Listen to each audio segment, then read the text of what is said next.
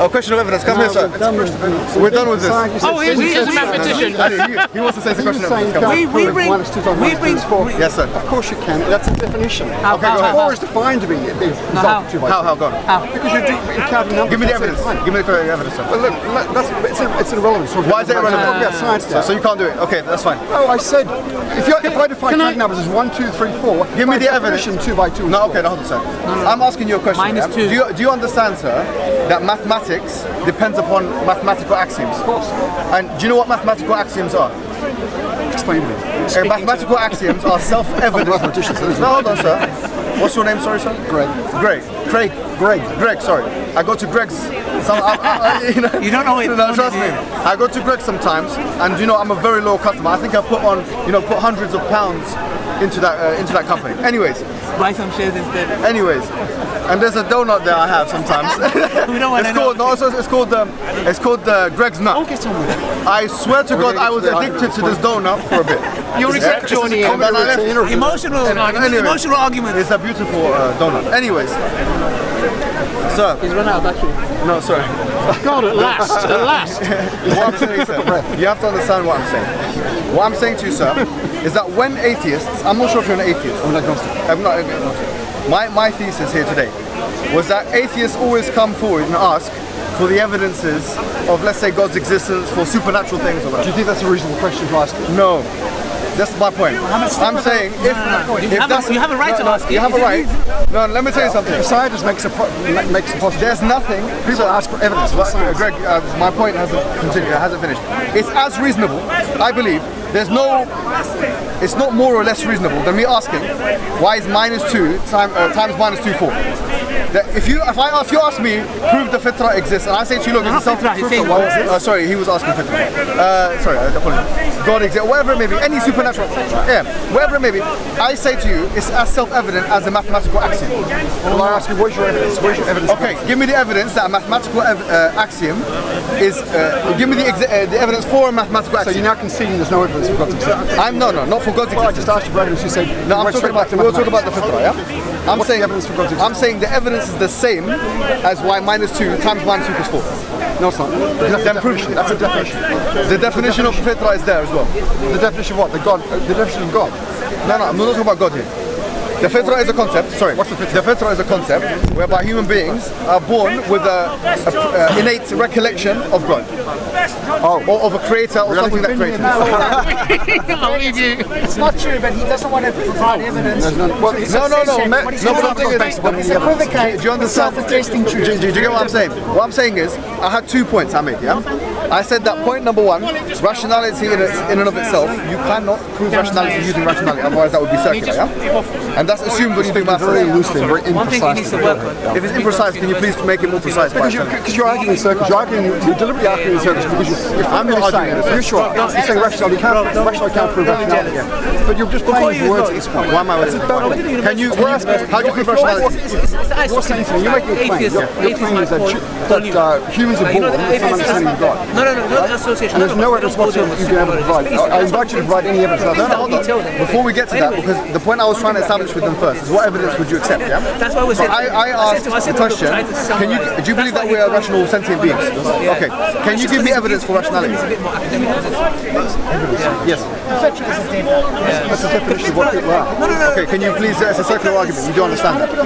Okay, so definitions of definitions. No, is it definition? If I define one to be unit, you'll ask me, well, prove it. Okay, can you prove it? You can't prove one is one. Okay, that's a definition. All right, fine. So you're saying the understanding of God is by definition true. Yeah. Or how can you make that claim? Or just the same way as you say the arguments for God, which have been offered over many centuries, exist first cause arguments, design arguments. I'm not making those arguments. Why not? I'm going deep. I'm going to the epistemological roots. You're basically saying I don't need proof. You're saying I don't need proof. No, you're saying that. Give me proof that rationality. The modern world is predicated on the idea that the rational. Can I finish the sentence? I'm sorry. I always object to. The rational world, the modern world, is based upon the Western world, is predicated on the idea that you make a postulate, you test the postulate against evidence. If the evidence contradicts the postulate, you change the postulate. So you're talking about the scientific method? Yes, correct. And that's the only reliable guide to truth. To believe that some prophet is somehow speaking I'm not talking God. about prophets. I'm not talking about You're talking about the existence of God. No, I'm not even talking about that. This is not discussion. Just because I'm a religious person, I don't want you to resort to just straw manning the religious anything. Okay, I'm not talking about prophets. You're talking about the existence of God. I'm not talking and I'm saying to you that all the arguments that I've ever heard in the past about the existence of God. Let me just summarize. You're not even offering an argument. You're simply saying it's true because I know it's true. Just to summarize what you said that you were basically describing the scientific method, yeah? You're saying the scientific method 1, 2, 3, 4, 5. Okay. Is the scientific method based on the assumption that we have a mind? I'm basing all of my discussions on the basis of and that we have rationality, and that mathematics is true. When you say we have rationality, but we have rationality by definition. And that mathematics is Let true. me finish. Well, mathematics is true. It's almost by design true. Right? You have some basic axioms. You're right about that. There are axioms like that parallel lines never meet, right? Except in Riemann surfaces when they do. But you have these basic postulates that even the Greeks came up with, and you develop a whole edifice based upon that. Thank you. So now my question is that those assumptions that you use to do science, they should be discussed before we talk about science. Like were discussed. Okay, so now if I ask you, can you give me something external to those things that prove those things? Can you prove them? I can't prove that parallel lines never meet. No, I can't prove that. Okay. Can you prove that rationality exists without using rationality?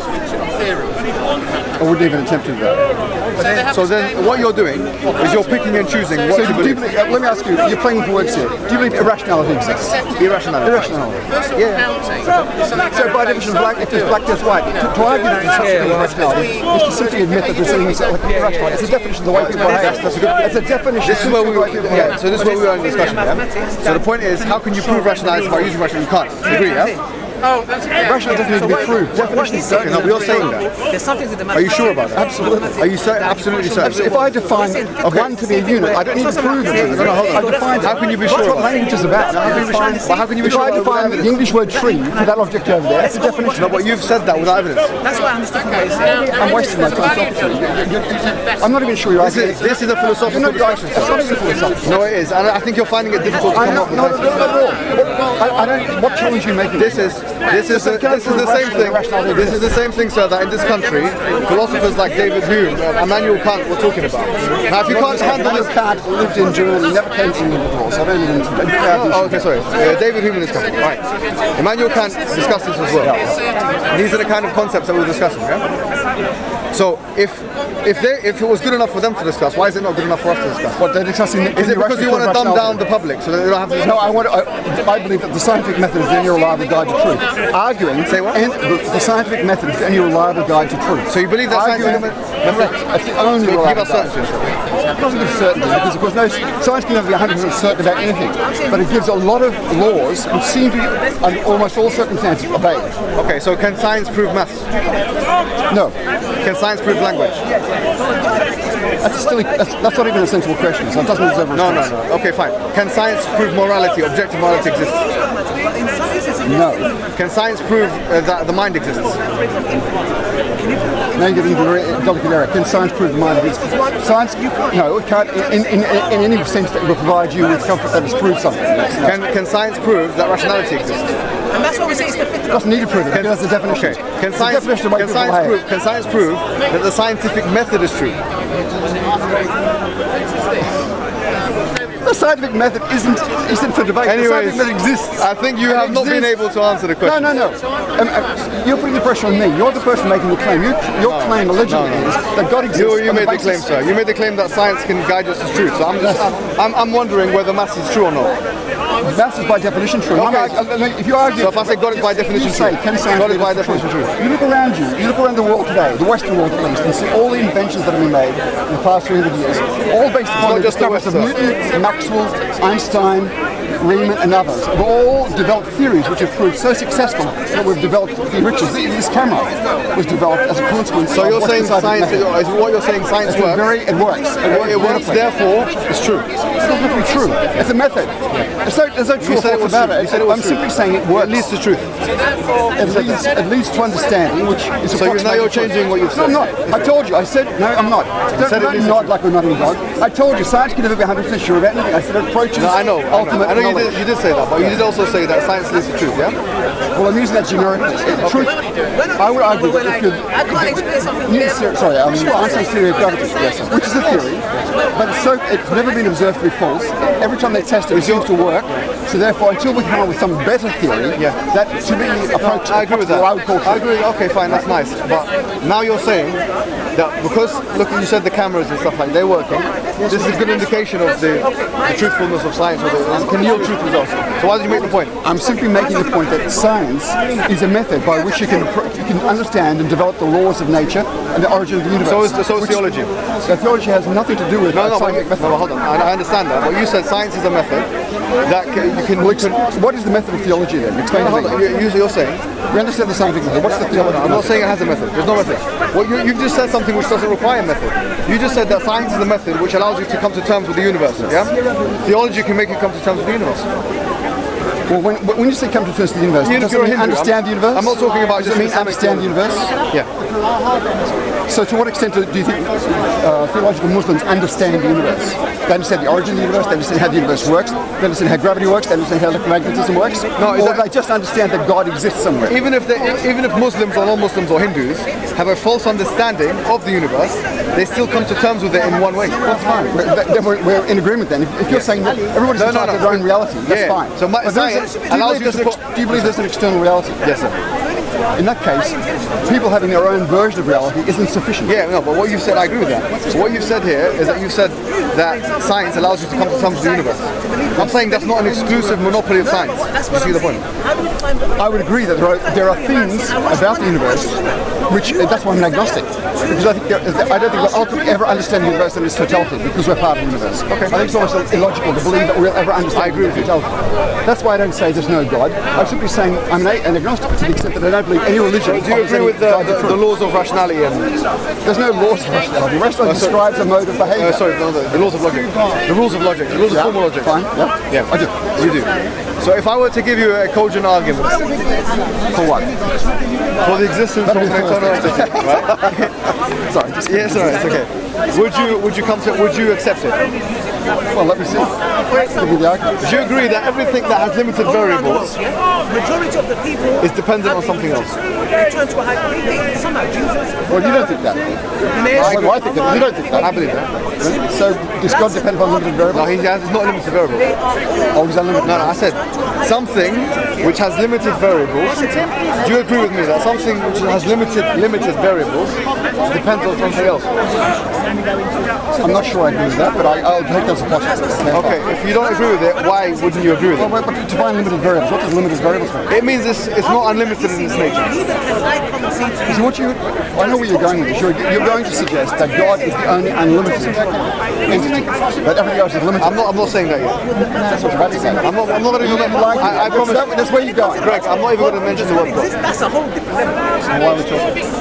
No. I thought we were talking about God. No. We are, but I'm not going to mention the word. I can refer to God. Call it God if you like. Call it what you like. Whatever you want. Call it monkey God if you like. What I'm saying to you simply is, your argument simply, and I want to foreshorten this because I don't want to wait an hour to hear this. No, your it's not going to be an hour.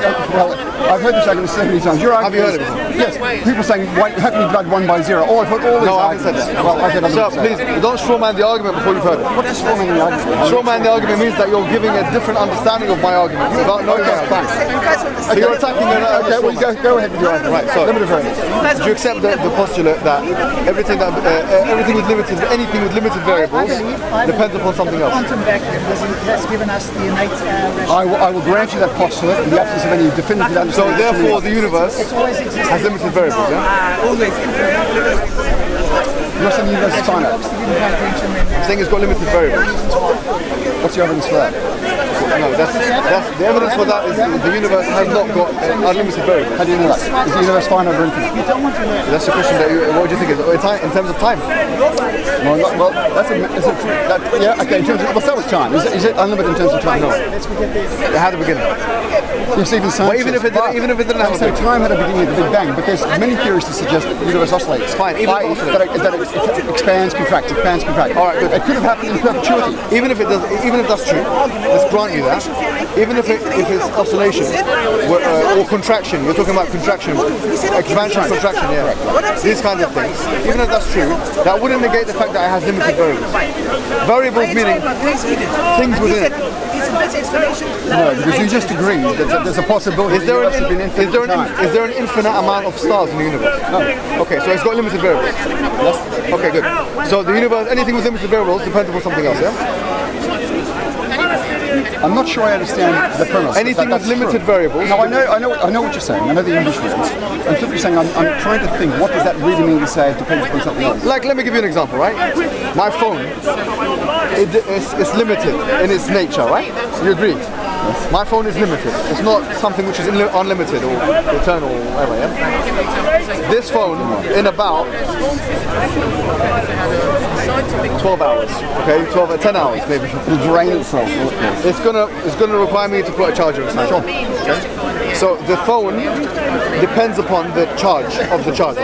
Conservation of energy. Right. The charge of the charger requires electricity to be present. That requires some nuclear power plant somewhere to make electricity, etc., etc. Right. So everything depends, like everything with limited variables depends upon something else.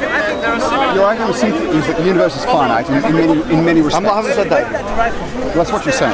Yeah, I've said that. I believe in that, but it doesn't require that. For my argument. And your argument therefore is, and again, we don't need to take half an hour to get through this. Your argument therefore is that God is somehow, by definition, is unlimited. Therefore, no, please, let's not jump the gun. Let's just keep going. Because you'll be accused of strawmanning the argument, which you don't want. That's about the fourth time you said that already. Yeah. So what I'm saying is, one, anything with limited variable depends upon something else. My phone, you, me, the tree, anything. Yeah. Okay. All right. The universe has limited variables. Therefore, it depends upon something else. I could argue the universe depends upon the universe. No, you can't. That'll be arguing in a circle. Well, then what created God? And this is the first cause. It's simply the first cause argued by another. God. But no, this is the first cause argued by another name. You're simply saying limited. It is because limited contingency argument. Okay, which is the same argument. It's slightly different first cause there. Fine. Okay. Well, we'll go back to chain of causes. So it's nothing to do with. But you're saying that God, by definition, doesn't need. He's infinite, and therefore doesn't have a cause. You know, here I have not mentioned the word cause. Just constantly mention the word cause. No, I have not mentioned the word cause. I've been. So no, that you've directed the argument from what it is, which is the argument from let's go along your argument. We'll start with your argument then, okay? The universe somehow, because it has limited variables, it's created by something else. No, I didn't say created. Depends on. That's anything about creation. Okay. So what depends on you said that couldn't the universe develop the argument? Okay. Right. So you said the universe depends upon itself. Yeah. It could depend upon itself. It's not possible. That's a logical fallacy. That is arguing in the circle exactly. So if I was not to argue that, what do I have to argue then? So do you depend upon you? It's like basically. Just go fast. So what does that mean? So you accept that it's not right? Okay, fine. Let's suppose I accept that. Let's suppose I accept that. What do you then say is your argument? So you've got two choices. Either the universe depends upon something else which is dependent, or it depends upon something else which is independent. You mean infinite or independent? Independent. Nothing about infinite or nothing about time. Okay. Yes.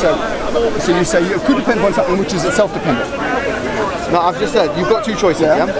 If you've conceded that the universe is dependent upon something, so you've got two choices here. The thing could be either dependent or independent. So what is it? What could be dependent or independent? The universe. No, whatever it is that the universe depends upon. Of course, okay. You're saying that's the point I was making. You were simply saying, in a nutshell, whatever the universe depends upon is either dependent itself or independent. Yes. Okay. Suppose I say it's dependent. Where do you go for that? Then that thing would require something else. Which is okay. This is the first cause argued by another. It is.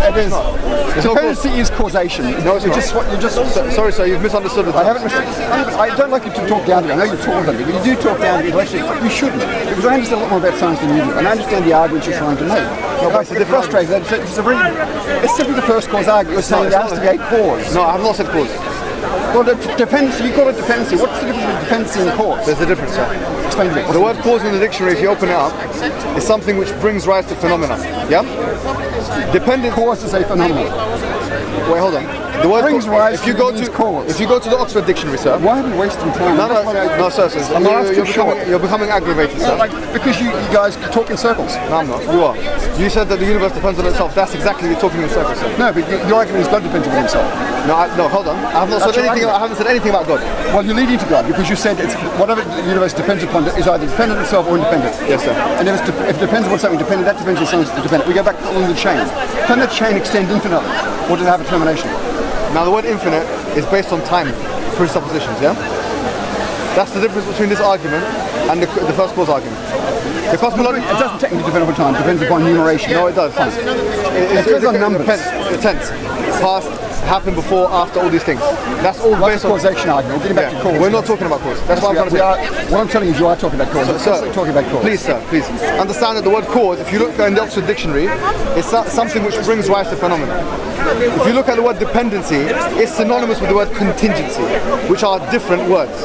The word cause and dependency are not synonyms in the dictionary, sir. So depending doesn't imply cause. It depends somehow a relationship Yes, sir. in time. No time. Dependency doesn't require dependency. So you don't think there's a time dimension to this argument? Pardon, sir? If you talk about dependency, you don't think there's a time dimension to the argument that if A depends upon B, then B must have occurred before A. No, it doesn't. That's not necessarily true, sir. Well, I know you're enjoying the philosophical discussion, but my challenge to you simply is to say, when you get back to your so-called independent cause, which you're going to call Yes, sir. God, The thing. the thing, Yeah, the thing, yeah. right? My challenge to you is to say, why is that necessarily independent? Why is that not dependent on itself? Okay. So now you have to understand that all that you know and I know is based on experience of this universe, empirical experience, yeah? Or testimonial experience or inductive. Well, I don't believe in testimonial experience, but go ahead. Yeah. You don't believe in testimonial Well, experience? sorry, I recant. I do debate. That's what science is predicated on. You caught me there. That's true. It is testimony in that sense. I don't believe in word of mouth, but I do believe in the scientific method. So if somebody does some work, some research, and publishes that research, I accept that. That's fine. So that's testimonial experience. Okay, fine. So what we know is based on experience, yeah? Our experience of the world. Indirectly, is Yeah, I agree. Indirectly, I agree with that as well. Okay. So if that's the case, when we talk about dependent things and independent things, our mind is stretched to that which we've experienced. In fact, because we've never experienced something which is independent, we can never really talk about it. We can never envisage it. We're not talking about it now. No, what I'm saying is that postulating that something which is independent that exists, it doesn't mean just because you cannot conceptualize how that thing will actually be in effect, that means it doesn't exist, because that would be an argument from ignorance. You see, that would be a fallacy, a logical fallacy. What you argue for me, what's arguing for yours to believe that something exists without evidence that it exists. Just because you don't have evidence that exists, that it doesn't exist. So for example, But the scientific is predicated on the idea the burden of proof is upon you, not upon me. If I say A doesn't, I'm saying that. I'm simply saying, if you make a claim, if your claim is what you're trying to, that the reason for this argument is to prove that somehow, by definition, logically, God must exist. I'm saying to you, well, here we're not talking about burden of proof, sir. We're in the middle of a discussion. So I've just said to you that basically the universe is either dependent upon something which is dependent or independent. Yeah? Now, if you say it's dependent upon something which is dependent, then there will be some kind of chain of dependency, a chain of dependency, right? Which, by the way, can be circular and transcendent of time. If this chain of dependency exists, there must be an independent entity to basically allow the dominoes to flow. could that independent entity be self-dependent, meaning, by which I mean, if you're going to postulate the existence of a god, could there be a hierarchy of gods? That there's lower gods that control the universe directly, there's higher gods that control the lower gods? I've said nothing about God, sir, but that point wouldn't be valid. Why? Because according to Occam's razor anyways, Occam's razor is a philosophical construct. So, okay, I don't want to just... No, it's fine, I know. Yeah, okay. And Occam's razor would, to me, that's what I'm glad you brought it up, because to me Occam's razor is best exemplified by dispensing with the idea of God and just dealing with the universe. But not if we're talking about what we're talking about, sir. Because if I said that the universe is dependent upon something else which is dependent, and there's a chain. But you just used Occam's razor to dismiss the idea of a hierarchy of gods, and I'm saying, well, I might as well dismiss the existence of any god.